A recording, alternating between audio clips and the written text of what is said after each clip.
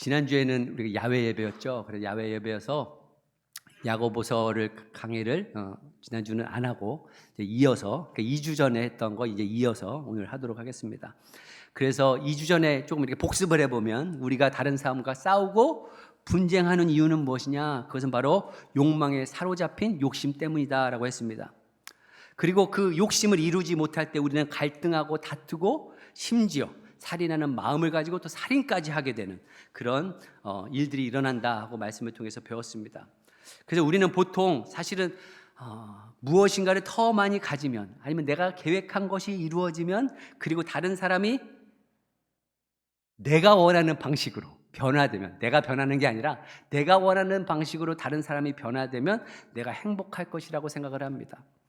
그리고 우리가 살아가는데 필요한, 물론 물질이 있지만 그 물질조차도 지금보다 돈을 더 많이 벌면, 아니면 지금보다 더 높은 자리에 올라가면, 더 좋은 차를 사면, 아니면 더 좋은 집을 갖고 있으면 행복할 것이라고 생각합니다. 그런데 그것은 바로 거짓말이라는 거죠. 그러한 욕심이 채워지지도 않을 뿐만 아니라 가질지라도 우리는 그것에 만족하지 못한다고 지난 시간에 말씀을 드렸습니다. 미국에서 가장 큰 재벌이라고 했던 역사적으로 나오는 그런 인물 중에 한 명이 바로 누구냐면 석유 재벌 락펠러입니다. 락펠러가 그 부자가 됐으니 사람들의 질문이 많이 있을 거 아니에요. 그래서 기자가 질문한 겁니다. 당신은 지금 있는 돈에 만족하십니까? 하고 그렇게 물어봤어요. 지금 갖고 있는 돈에 만족하십니까? 그랬더니 물론 아니라고 했습니다. 아닙니다. 지금 만족 못합니다. 그랬더니 기자가 다시 물어봐요. 그럼 얼마나 더 돈을 벌면 만족하겠습니까? 락펠러의 대답은 이거였습니다. 지금보다 조금만 더 지금보다 조금만 더 가지면 내가 만족할 것이다. 여러분 C.S. 루이스 유명하신 분이잖아요. 이분이 쓴 책 중에 스크루테이프의 편지라는 책이 있어요. 스크루테이프의 편지. 이게 뭐냐면요, 참 재밌는 구성인데 뭐냐면 삼촌 마귀가 있어요. 삼촌 마귀의 이름이 스크루테이프예요. 이 스크루테이프이 자기 조카 마귀의 이름이 뭐냐, 웜워드예요. 웜워드. 그래서 이 조카 마귀한테 이 세상에 살아가는 이 사람들을 누구로 표현하면 환자로 표현합니다. 그리고 하나님을 마귀가 뭐라고 표현할까요? 원수라고 표현합니다. 그래서 31개의 그 편지를 쓴 내용이 바로 스크루테이프의 편지입니다. 이게 C.S. 루이스가 쓴 건데 거기서 결국은 사람들을 어떻게 전략적으로 이 사람들을 믿음에서 벗어나게 할 것인지에 대한 그거를 주고받는 편지의 내용, 조카 마귀와 바로 삼촌 마귀가 주는 그런 편지의 내용입니다. 그 중에서 이런 내용이 있습니다.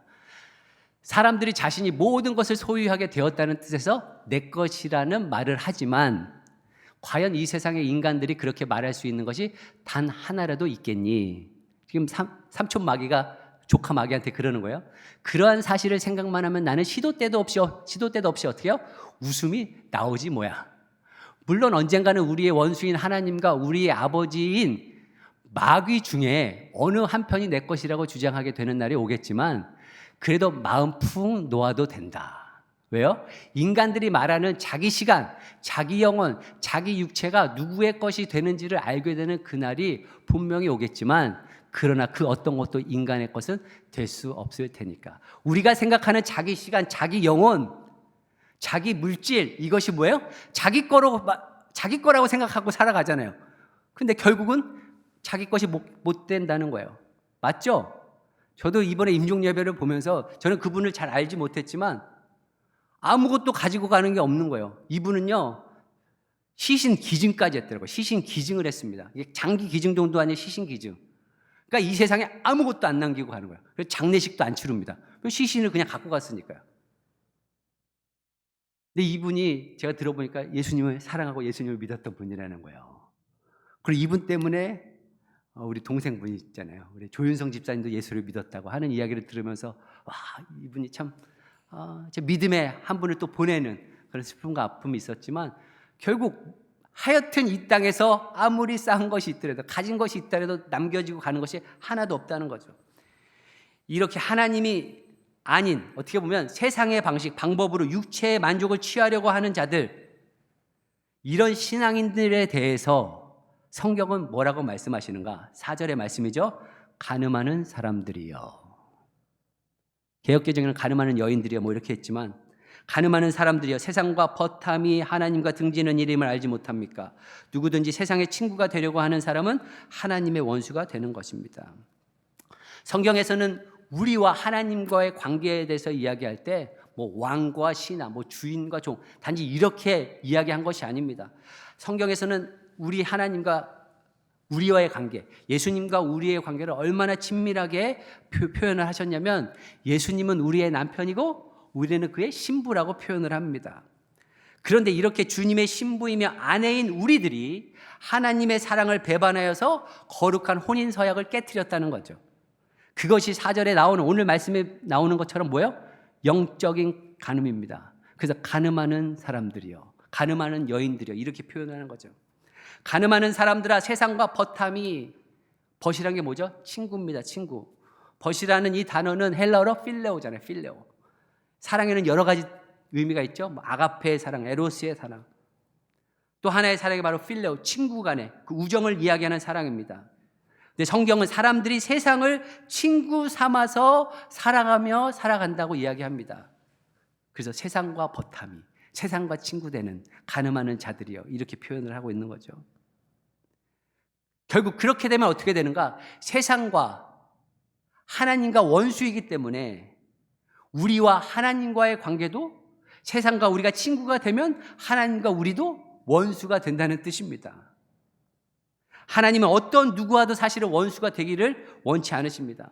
뿐만 아니라 어떤 사람도 지옥에 보내기를 원치 않으십니다. 하지만 자신의 선택으로 인해서 결국은 그 지옥을 선택하고 그 지옥의 길을 가고 있는 거죠.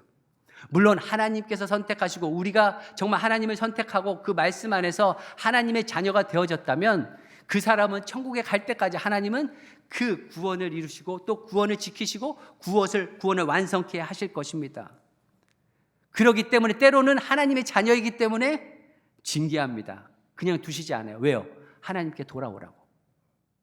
5절의 말씀에 그렇게 돼 있죠. 하나님께서는 우리 안에 살게 하신 그 영을 질투하실 정도로 그리워하신다라는 성경 말씀은 여러분은 헛된 것으로 생각합니까? 하나님은 예수님의 신분의 우리들을 질투하기까지, 시기하기까지 사랑하신다고 말씀합니다. 뿐만 아니라 신분된 우리들은 예수를 믿고 그리스도인이 된 후에 성령님의 감동으로 하나님을 믿고 성령님을 통해서 그 사랑을 깨달아서 그 주님을 사랑하게 되는 마음을 하나님께서 허락해 주시는 거죠. 그런데 그 사랑의 관계가 계속해서 지속되어져야 되는데, 아내를 사랑하는 남편이 있는데, 그 아내가 그 남편의 사랑을 버리고 떠나가는 거죠. 바람피는 겁니다. 근데 그거를 어떤 남편이 용납하겠습니까? 근데 하나님 아버지가 그와 같다는 거예요. 하나님께서는 우리의 그 사랑을 원하신다는 거죠. 다시 주님 앞에 돌아오라고 하는 겁니다. 아버지 하나님은 그분의 자녀를 사랑하시기 때문에 그래서 징계하십니다. 잠언서 3장 12절에 보니까 주님은 당신이 사랑하시는 사람을 꾸짖으시니 마치 귀여워하는 아들을 꾸짖는 아버지와 같으시다. 히브리서 12장 11절에도 무릇 징계는 어떤 것이든 그 당시에는 즐거움이 아니라 괴로움으로 여겨지지만 나중에는 이것으로 훈련받은 사람들에게 정의의 평화로운 열매를 맺게 합니다. 징계 자체가 얼마나 힘들고 어렵겠어요. 하지만 그 징계가 즐거움이 아닐 수도 있고 기쁨이 아닐 수도 있고 그 징계가 고통스러울 수 있지만 그 징계의 결과는 하나님의 그 정의로움, 그 평화로운 열매를 맺게 하신다는 거죠. 여러분들도 포기한 자녀는 야단을 안 칩니다. 포기했는데 왜 야단을 치겠습니까? 하나님께서는 하나님의 자녀들을 포기하지 않았기 때문에 하나님께서 징계하시는 겁니다. 그럼 어떻게 우리가 하나님과 원수되지 않고 오히려 하나님의 더 크고 놀라운 사랑과 은혜를 누리며 살 수 있을까요? 오늘 그래서 이 제목이에요. 하나님의 더 큰 은혜를 누리려면 우리가 어떻게 해야 될까? 첫째로 겸손해야 됩니다. 겸손해야 돼요. 6절 말씀이죠. 6절 말씀. 그러나 하나님께서는 더 큰 은혜를 주십니다. 그러므로 성경에 이르기를 하나님께서는 교만한 자들을 물리치시고 겸손한 사람들에게 은혜를 주신다라고 말합니다. 선악과를 따먹은 아담을 비롯해서 그 후손들은 자기의 힘으로 살라고 그러는 거예요. 하나님을 떠나서, 아니 오히려 하나님과 같이 되려고 선악과를 따먹은 거죠. 그게 교만함입니다.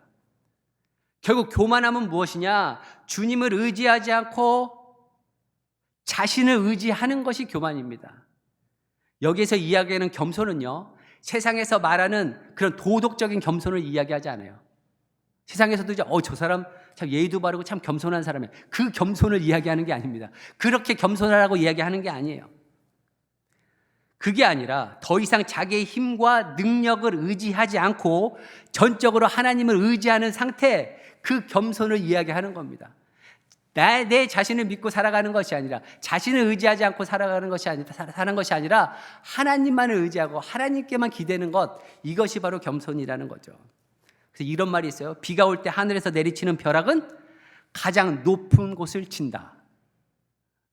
벼락 맞을 때 누가 제일 먼저 맞아요? 예. 머리 치켜든 사람이 제일 먼저 맞는 거예요. 하나님은 교만한 자를 물리친다고 이야기했습니다. 혹시 다른 사람들보다 내가 더 잘하는 게 있습니까? 다른 사람들보다 내가 더 가진 게 있습니까? 다른 사람이 없는 것을 내가 갖고 있습니까? 그렇다면 더 겸손해야 됩니다. 왜냐하면 그런 겸손한 자에게 하나님의 은혜를 부어주시기 때문에 그렇습니다. 내가 아니면 안 된다. 죄송하지만 내가 아니어도 얼마든지 잘 됩니다. 하나님은요, 어떠한 자를 사용하시냐? 항상 연약하고 겸손하고 자신을 낮추는 사람을 사용하십니다. 저도 그런 사람이 되길 원해요. 오직 하나님만 의지하며 하나님 없이는 홀로 살아갈 수 없다고 고백하는 사람들에게 하나님은 은혜 위에 은혜를 부어주시는 줄 믿습니다. 두 번째, 우리가 하나님의 은혜를 더 크게 누리려면 하나님의 뜻에 철저하게 순종해야 합니다. 복종해야 됩니다. 그 7절 말씀에 이렇게 돼 있죠. 그러므로 하나님께 복종하고. 여러분, 이 복종이란 이 단어는 군대에서 사용하는 단어입니다. 저도 군대에 갔다 왔지만 군대에서 어떻게 하냐? 군대에서 훈련도 받고 그곳에서 이제 어떻게 보면 실전을 치르기 위한 훈련의 과정들이 있어요. 그런데 그 명령에 불순종한다, 불복종한다. 그러면 어떻게 되냐면 처음에는 얼차려를 내립니다. 얼차려 들어보셨어요? 얼차려? 얼차려가 뭔지 아세요? 얼을 차려라, 정신 차려라, 이게 얼차려예요. 그러니까 막 엎드려 뻗쳐도 하고 막 그냥 연병장 돌게도 하고 하는 게 얼차려예요. 근데 그 얼차려도 했는데도 말을 안 들어, 복종을 안 해. 그러면 어떻게 되죠? 감옥에 보냅니다. 영창 보내요. 그런데 평상시에는 뭐 그렇다 쳐요. 그런데 만약에 전쟁에 딱 나갔는데 실전에 들어갔는데 만약에 부하가 상관의 말을 불복종했다. 그게 어떠한 상황이든 불복종을 했다. 그때는요, 총에 맞아도 총살을 당해도 그것은 다 괜찮습니다. 사실은요, 어떻게 보면 하나님의 명령입니다. 하나님의 명령에 철저하게 복종하려고 할 때 우리의 생명이 보존된다는 거예요. 하나님의 더 큰 은혜를 더 누릴 수 있다는 겁니다. 이것이 하나님의 약속입니다. 복종하라는 말씀은 하나님께서 네가 하나님께 복종하라, 내 의지를 내려놓으라, 내 장래를 내려놓으라, 내 관계를, 내 계획을, 내 욕망을 내려놓으라는 뜻입니다. 모든 것을 하나님께 맡기는 거죠. 그래서 하나님께서 이렇게 명령하실 때 우리의 반응은 어떻게 돼야 될까요? 이제 나의 모든 것을 주께 맡깁니다. 나의 건강을, 나의 재정을, 나의 직업을, 나의 사업을, 나의 미래를, 나의 가정을 주님께 맡깁니다. 주님이 나의 지휘관입니다. 저는 주님의 명령을 따르겠습니다. 그렇기 때문에 내가 무엇을 하라고 하시든지 내가 무조건 순종하겠습니다. 복종하겠습니다. 하는 자에게 하나님은 은혜를 베풀어 주신다라고 오늘 약속의 말씀을 하고 있는 겁니다. 마태복음 21장에 보면요, 두 아들의 비유가 나와요. 예수님께서 두 아들의 비유를 하시는데 이 두 아들에게 아버지가 시키는 일이 있어요. 뭐냐면 포도원에 가서 일 좀 해라 했는데 첫째 아들은 나 하기 싫습니다 한 거예요. 하기 싫습니다. 그리고 나중에 포도원에 가서 일을 합니다. 근데 둘째 아들은 하겠습니다 했는데 그럼 해야 될 거 아니에요. 그런데 하지 않고 포도원에 가서 일도 안 하는 거예요. 예수님께서 여러분이 마태복음 21장에 보면 이 부류의 사람들이 어떤 사람인지를 알려주는데, 먼저 첫째 아들, 가기 싫다고 했는데 나중에 간 그 자들을 누구로 비유하느냐? 세리와 창녀로 비유합니다. 이 세리와 창녀들은 그때 당시에 죄인으로 취급받던 사람들이에요. 이 사람들은 처음에 예수님을 따르지 않았어요. 근데 그들은 예수님을 알게 되고 예수님을 믿게 되고, 그리고 나서 이들이 회개한 다음에 예수님을 따라갔습니다. 근데 둘째 아들 경우는 어떻게 되느냐? 간다고 했는데 안 따라간 이 자들은 누구였느냐? 이 자들이 바로 바리새인들과 서기관들이었다고 예수님께서 분명히 말씀하십니다. 예수님은 이 비유를 통해서 세리들과 창기들은 하나님 말씀과 거리가 먼 죄인들임에도 불구하고 회개한 반면에 종교 지도자들, 스스로 자기가 의롭다고 하는 자들, 내가 잘 믿고 있던 자들에게는 하나님의 뜻을 순종하는 것 같지만 실제는 거부하는 것을 책망하신 것입니다. 지금 여러분들은 첫째 아들입니까? 둘째 아들입니까?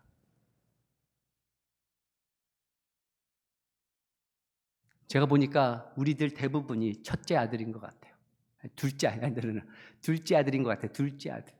한다고는 이야기를 먼저 해놓고 하나님 앞에 이렇게 살기로 하겠다고 마음은 정했습니다 해놓고 실제적으로 살아가지 않는 거죠.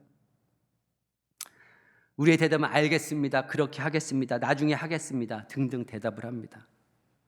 그래서 어머니들이 자주 하는 말이 뭐죠? 대답은 잘한다. 그렇잖아요. 여러분 자녀들 말 안 듣잖아요. 대답은 잘한다. 진짜 하나님 아버지도 그럴 것 같아. 대답은 잘한다.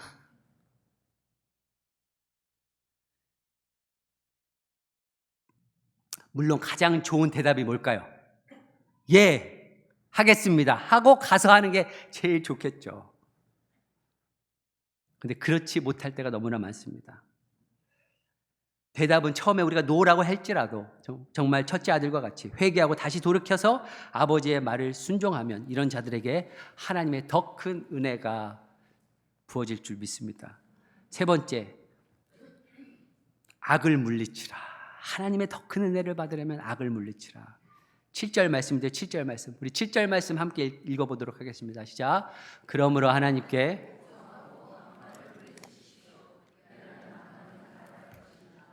마귀는요, 대적하고 반대할 존재이지 마귀와 타협할 존재가 아닙니다. 마귀라는 말 자체의 의미가 무엇이냐? 참소자이고 속이는 자이고 유혹하는 자라는 뜻이에요. 마귀는 눈에 보이지 않지만 우리의 삶 속에서 얼마든지 우리를 미혹하고 넘어뜨리려 할 수 있습니다. 여러분들보다요 수천 배 수만 배 지능이 높은 자들이 바로 마귀예요. 구약에 나오는 가장 힘센 사람이 누구였죠? 삼손이었습니다. 삼손은 태어날 때부터 나실인으로 하나님께 구별되어서 드렸던 자인데, 이 자가 하나님께서 특별한 능력을 주시고 힘을 주셨는데도 불구하고 블레셋에서 내려가서 그 들릴라의 꼬임에 그 유혹에 결국 그것을 조종하는 게 마귀였을 텐데, 거기에 넘어가서 결국 자기의 눈도 빠지게 되고 자기의 힘도 다 잃게 되는 것을 보게 됩니다. 마귀의 유혹에 넘어가서 비극적인 죽음을 맞이하게 되는 거죠. 그래서 우리가 마귀에 현혹되지 말아야 됩니다. 어제 제가 새벽에도 말씀드렸지만 그러기 때문에 우리가 깨어 기도하는 겁니다. 적극적으로 마귀를 반대하고 거부하고 예수님의 이름으로 쫓아내야 됩니다. 왜냐하면 끊임없이 마귀는 우리를 유혹합니다. 그때마다 우리는 단호하게 물리쳐야 됩니다. 그래서 오늘 말씀이 뭐예요? 악을 물리치라. 오셨어요? 마귀님 오셨어요? 좀 쉬다가 가시. 이게 아니라 내가 적극적으로 물리치라는 거예요. 여러분들 죄가 여러분들을 사로잡아서 결국 그 믿음을 놓치게 하는 거잖아요. 오늘 야고보서가 다른 사람한테 얘기하는 게 아니라 신앙인들에게 얘기하는 거예요. 결국 이 말씀은 무엇이냐? 내가 누구 편에 설 것인지 분명히 하라는 겁니다. 하나님의 편에 설 건지 악의 편에 설 건지. 양다리 걸치면 어떻게 됩니까? 가랑이 찢어집니다. 예, 가랑이 찢어져요. 세상과 짝하며 친구하며 살지 말라는 거예요. 이왕 하나님을 믿고 하나님의 말씀대로 살기로 결정했다면 적극적으로 하나님 편에 쓰라는 말씀이죠. 이왕 우리 사랑선교교회에 등록하셨으면, 사랑선교교회에서 신앙생활을 하기로 했다면 적극적으로 신앙생활을 해야 하나님의 은혜를 누릴 수 있습니다. 여기 몇십 년 왔다 갔다 하면 뭐 하겠어요? 여러분들의 은혜가 여러분들 안에 있질 않으면 어떻게 하겠냐고요. 하나님의 은혜는 내가 어떤 자세로 신앙생활을 해 나가는지에 따라서 달라집니다. 여러분들이 하나님께 대한, 교회에 대한, 형제 자매들에 대한 그 마음의 자세가 어떤지에 따라서 우리의 신앙생활을 완전히 다르게 신앙생활을 할 수 있는 겁니다. 왜냐하면 천국은 사모하는 자의 것이거든요. 네 번째, 하나님을 더 가까이 해야 합니다. 8절 말씀, 하나님께로 가까이 가십시오. 그리하면 하나님께서 가까이 오실 것입니다. 여기에서 그리하면이라는 것은 조건이 아니에요. 하나님께서 너희들이 나한테 가까이 오면, 조건으로 네가 가까이 오기 때문에 내가 너희에게 가까이 가겠다, 이 말씀이 아닌 겁니다. 이 말씀은 무엇이냐? 너희가 나한테 가까이 오면 하나님 아버지는 무조건 확실히 너한테 가까이 가겠다고 하는 약속의 말씀입니다. 내가 하나님을 찾기만 하면, 내가 구하기만 하면, 하나님의 이름을 부르기만 하면 반드시 하나님은 응답해 주시겠다고 하는 하나님의 뜻입니다. 누가복음 15장에도 이런 비유가 있죠. 탕자 이야기입니다. 탕자 이야기. 여기도 둘째 아들이에요. 둘째 아들이 꼭 문제가 생겨야 했대. 왜 그런지. 둘째 아들이 아버지 거 다 재산 받아가지고 그냥 나가서 허랑방탕하게 살죠. 그리고선 다 잃어버려요. 그래서 거지가 된 상태입니다. 돼지가 먹는 그 쥐염 열매도 못 먹게 되는 그런 상황이 돼버린 거예요. 그랬을 때 딱 생각이 나는 게 무엇이냐? 내가 아버지의 집으로 돌아가면 거기에 있던 종들, 내가 부렸던 종들은 나보다는 낫겠다 하는 생각이 들어서, 내가 집에서 아버지가 나를 맞아주지 않으면, 아들로 맞아주지 않으면 종이라도 돼서 살겠다 하고 집으로 돌아갑니다.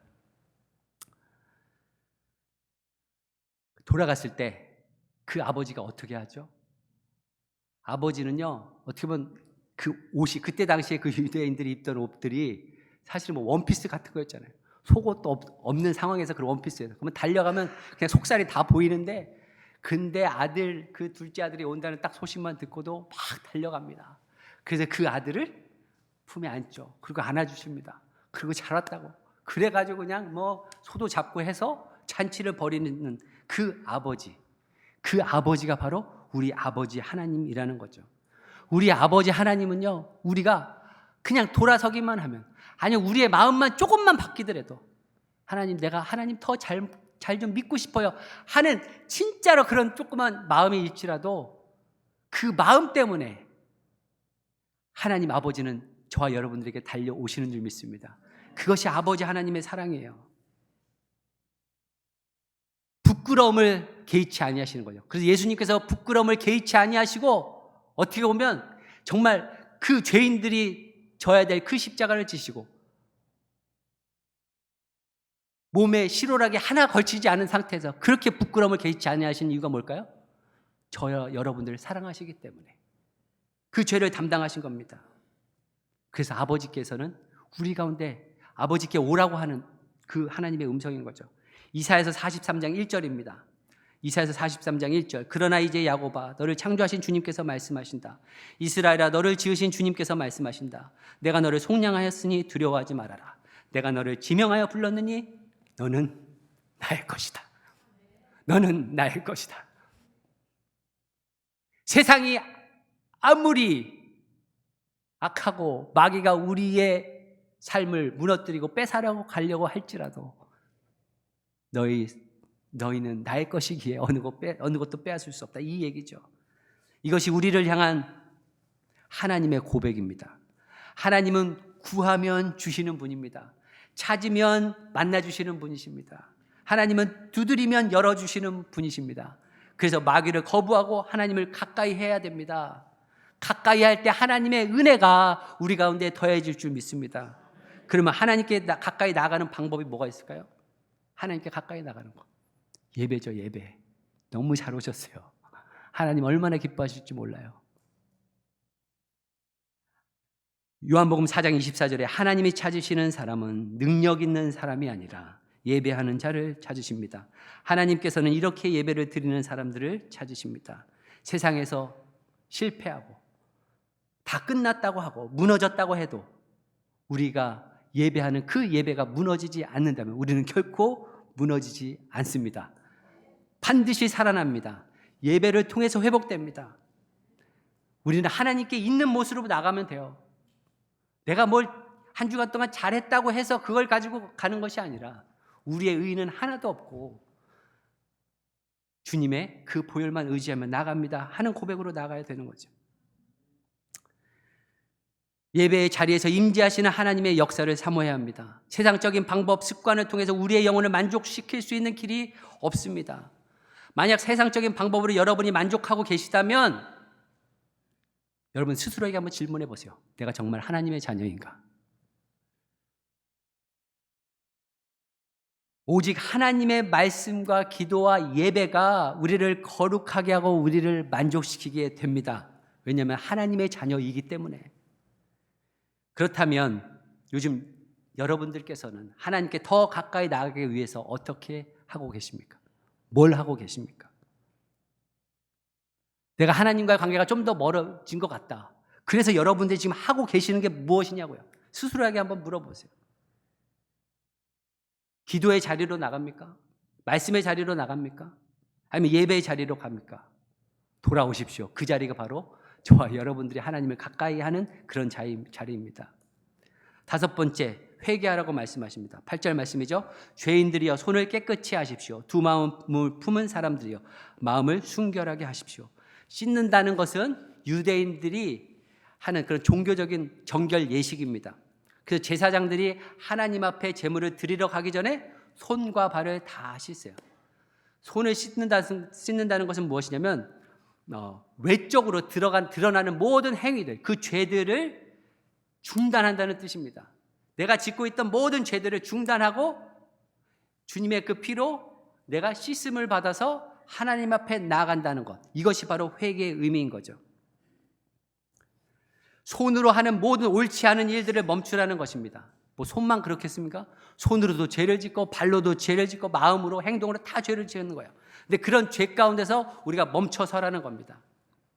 내 손과 내 발이 어떻게 사용되었는가에 따라서 우리가 살았던 그 인생이 어떻게 살아왔는지를 평가하게 되어 있습니다.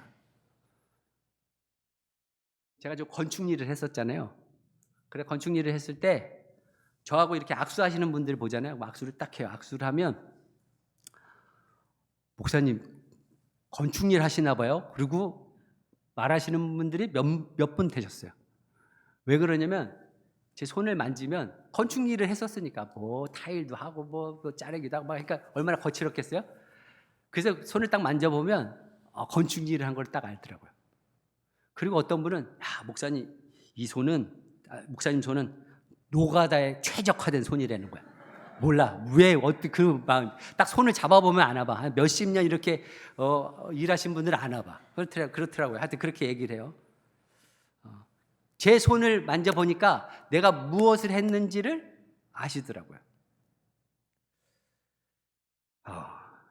그래서 우리의 손도 우리의 발도 우리의 삶의 흔적을 남길 수 있는 겁니다. 만약에 나의 손으로 남을 지적하고 비난하는 데 사용되었다면 나의 인생은 부정적인 인생이 될 겁니다. 그런데 내 손으로 다른 사람을 위로하고 격려하고 섬기는 데 사용되었다면 나의 인생은 섬김과 사랑의 인생이 되는 것이죠. 내 손이 무엇을 했는지 또 내 발이 어디로 갔는지에 따라서 그의 인생이 평가된다는 사실입니다. 하나님을 사랑한다는 그 말은요, 말만이 아니에요. 예수님이 우리를 사랑하신다. 말로만 했습니까? 우리가 지은 그 손으로 지은 죄를 예수님의 손에 담으시고 우리가 그 죄악에 빨리 달려갔던 그 발을 예수님의 그 발에 담당하여 주셔서 그 손과 발을 십자가에 못 박으신 줄 믿습니다. 그것이 예수님이 우리를 향한 사랑이죠. 분명히 우리에게 사랑을 나타내신 행동입니다. 그 사랑은 말이 아니라는 거예요. 세계 2차 세계대전에 한 도시가 폭격을 맞았어요. 근데 그 도시에 예수님의 그 동상이 아주 큰 게 있었습니다. 그런데 전쟁 때문에 포탄을 맞으면서 이 예수님의 동상이 무너져 버린 거죠. 그곳의 주민들은 슬픔을 감추지 못했어요. 그래서 전쟁이 끝나고 나서 이 예수님의 동상을 다시 재건하겠다 해가지고 그 파편들을 다 모은 거예요. 그래가지고 복원을 했는데, 복원을 다 하고 났는데, 복원하고 나서 보니까 손이, 그러니까 예수님의 손이 너무 심하게 손상이 돼서 복구를 못하는 거예요. 그래가지고 수소문을 해서 그러면 건축가를 찾아서 이거를, 조각가를 찾아서 이 손을, 예수님의 그 잃어버렸던 그 손을 다시 만듭시다 하고 이야기를 한 거예요. 그런데 사람들이 뭐라고 얘기했냐? 전쟁의 비극을 영원히 기억하기 위해서라도 그 잘린 손은 그냥 내버려 둡시다 해가지고 그 동상이 손이 없는 채로 그냥 남았다고 합니다. 그리고 나서 그 주민들이 그 한 손이 없는 예수님의 동상 앞에다 푯말을 세웠는데 뭐라고 세웠냐면 너희가 곧 내 손이니라. 예수님의 잃어버린 손이 우리라는 겁니다. 우리가 잃어버린 그 손을 담당해서 이 세상 가운데 주님의 손에 그 역할을 하라는 거죠. 예수님은 얼마나 겸손하시고 제자들을 사랑하시고 우리를 사랑하셨는지 그 본을 보여주셨는데 그 주님의 손으로, 죄 없는 그 손으로, 깨끗한 손으로 제자들의 발을 씻어주십니다. 지난주 토요일이었나요? 어떤 권사님, 하여튼 제 방에 이렇게 권사님이 오셨어요. 장로님하고 권사님이 오셨어요. 그래서 제가 제 방에 오면 제가 얼마든지 여러분들 커피 타드리는 거 아시죠? 예, 공짜로. 제 돈 안 받습니다. 근데 커피를 한 잔 딱 타드렸어요. 근데 저는 그냥 얼마든지 타드릴 수 있잖아요. 근데 이 권사님이 하시는 말씀이 목사님, 제가 40년 신앙생활하면서 목사님한테 커피 받아 마셔본 적은 이번이 처음이에요 이러는 거예요. 그래서 목사라는 자리가 이게 섬김만 받고 대접만 받는 자리니까 커피 한 잔도 못 탈 수 있는 그런 위치가 될 수 있구나 해서 제가 아주 소름이 끼쳤어요. 그 권사님은 언제든지 오세요. 여러분들 아무 때나 커피 드시고 싶으면 다 오셔. 그거는 제가 따로 사는 겁니다. 교회에서 사는 게 아니라 제가 제 개인 돈으로 사는 거예요. 제가 얼마든지 타드릴게요. 그런데 오늘 일부 예배에 어떤 새로운 분이 오셨거든요. 그래서 이분을 모시고 제 방으로 갔어요. 커피를 타드렸어요. 이분 뭐라고 말씀하신 줄 알아요? 이분 신앙생활 오래 하셨던 분 같아요. 50대 되시는 분인데 이분도 목사님, 저도 목사님이 타둔 커피 처음 마셔봅니다 이러는 거예요.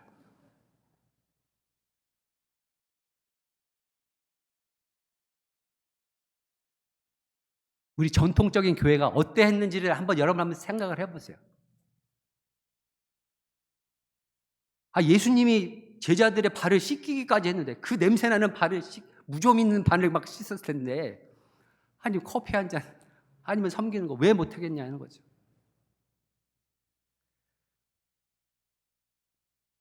그런데 그 주님의 은혜 때문에 우리의 손과 발이, 더러운 손과 발이 새롭게 변화되어졌습니다. 정말 새로운 손과 발이 된 거죠. 그래서 이것이 거룩한 손으로 거룩한 발이 된 것입니다. 그렇다면 우리가 새로워진 손과 발을 가졌는데 우리가 이 손과 발을 가지고 어떻게 살아가야 될 것인지 그것은 두말할 필요가 없는 거죠. 주님의 손과 발이 되어야 됩니다. 주님은 우리를 당신의 손과 발로 삼으시기 위해서 우리를 불러주셨습니다. 주님은 당신의 그 손과 두 발을 쓰시고자 합니다. 오직 나 자신의 욕망만을 위해서 나만을 사랑하기 위해서 쓰여지는 그 손과 발이 아니라 정말 누군가를 위해서 주님과 같이 손과 발을 사용하시길 원하신다는 거죠. 여러분들 회개한다는 것은 무엇이냐? 회개한다 이것은 무엇이냐? 나를 위해 사용하던 손과 발을 주님을 위해 사용하는 것을 말합니다. 결국 예수님의 그 손이 되어져서 우리가 세상을 섬기라고 하는 것, 이것이 바로 회개라는 거죠. 그래서 회개라는 것은 한 마음을 품는 것입니다. 세상을 사랑하고 하나님을 사랑하는 것이 아니라 하나님만 사랑하고 하나님만 섬기는 한 마음인 거죠. 그래서 8절 말씀입니다. 8절 말씀 함께 읽어볼까요? 함께 읽겠습니다. 시작. 하나님께로 가까이 가십시오. 그리하면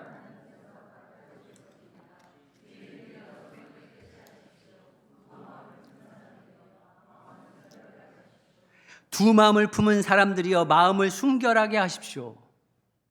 지금 여러분들의 마음 안에 무엇을 품고 계십니까?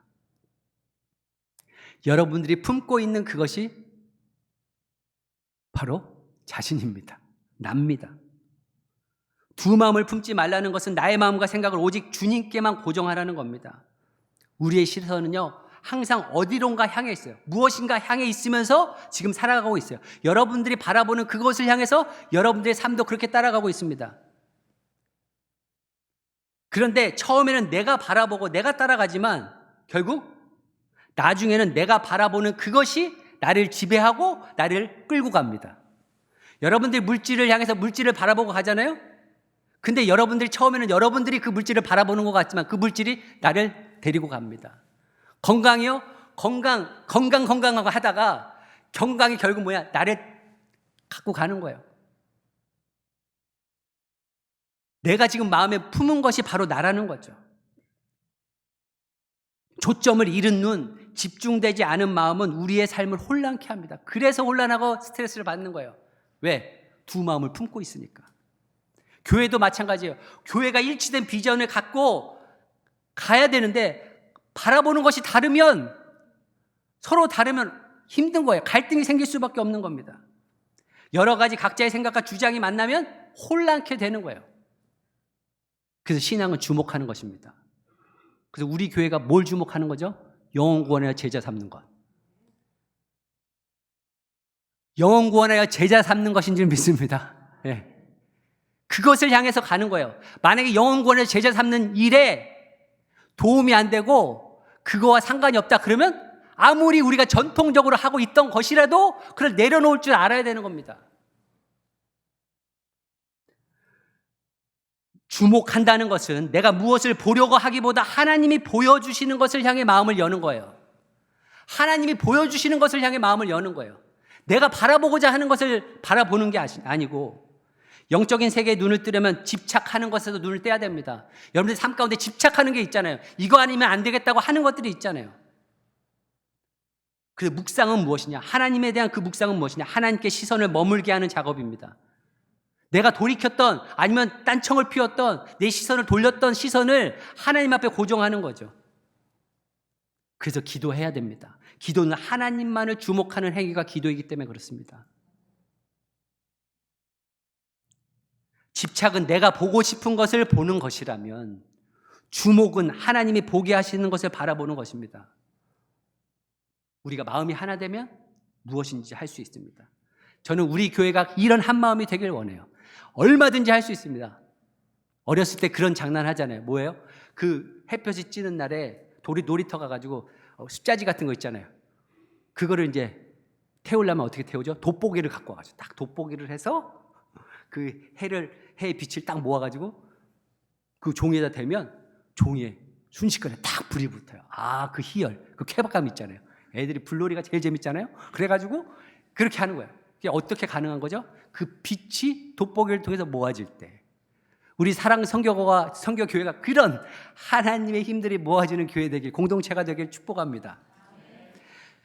이제 회개한다는 것은 무엇이냐?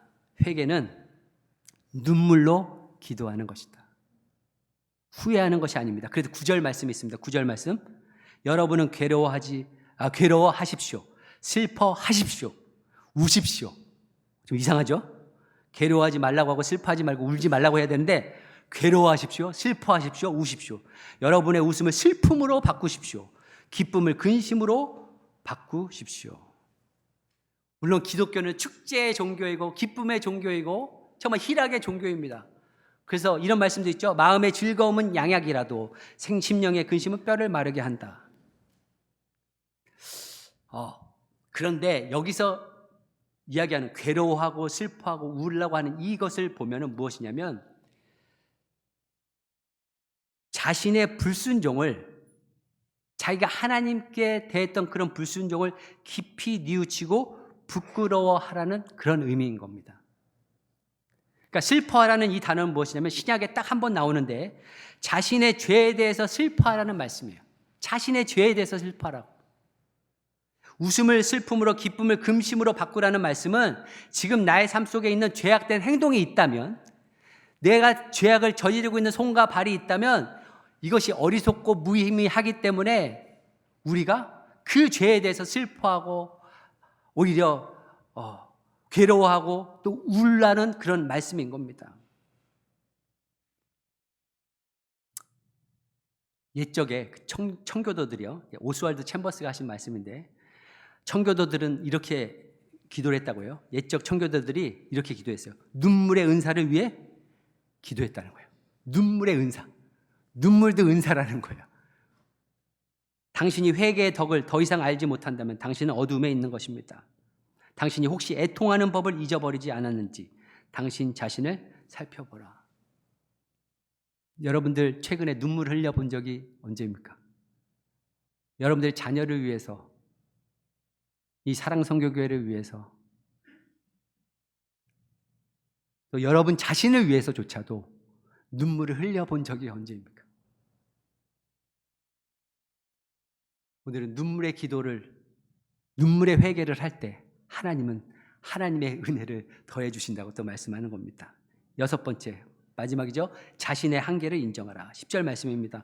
주님 앞에서 자신을 낮추십시오. 그리하면 주님께서 여러분을 높여주실 것입니다.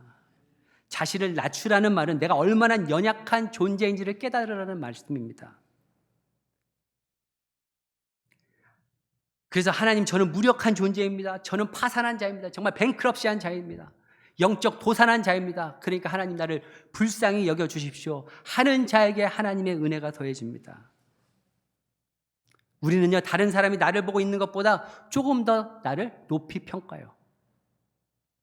내가 그래도 저 사람보다 낫지, 가진 게 좀 많지, 내가 저 사람같이 살지 않아 하는 내 안에 어떤 우월한 의식들이 있어요. 그것이 바로 교만인 거죠. 그러나 하나님 앞에서는 나의 연약한 무지함, 죄악을 솔직하게 고백하고 인정하면 하나님은 우리에게, 그 약한 자에게, 하나님을 구하는 자에게 하나님의 능력을 덧입혀 주십니다.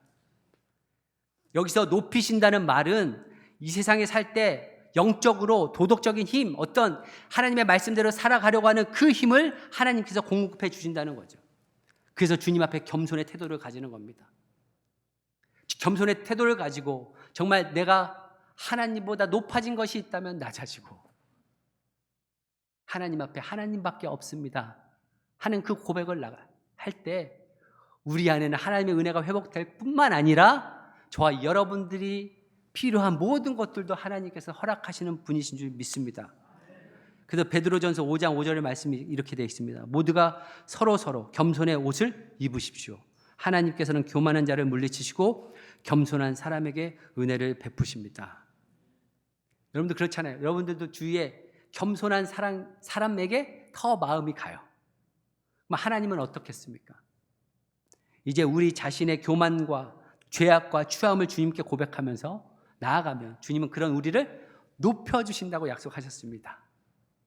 저와 여러분들이 그 주님 안에서, 그 사랑 안에서, 긍휼하심과 그 자비 안에서 우리가 주님 앞에 정말 하나님이 주시는 그 은혜 가운데 살아가는 저와 여러분이 되게 예수 그리스도의 이름으로 축원합니다.